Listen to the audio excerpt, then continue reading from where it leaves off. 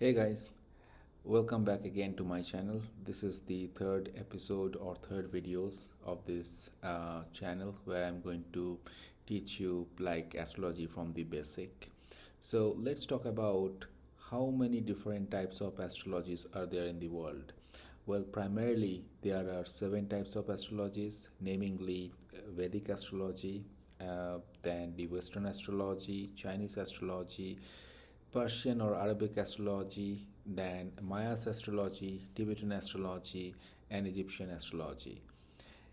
Inside these astrologies, like we have multiple sub astrologies. So let's talk briefly about the subdivisions or the sub astrologies that comes under the Vedic astrology, and they are Parashari. That's we normally know it by the name of the Vedic astrology. Then we have Jaimini, we have Kepi, we have Nari, we also have Tajik, then Prashna astrology, Muhurta, numerology, again it's a part of Vedic, then Hasta Samudrika, that's a palmology, palmistry, and then we also have Swarshastra, Ashtavarga, then Varshafala, and so basically these are the one that primarily comes under the Vedic astrology.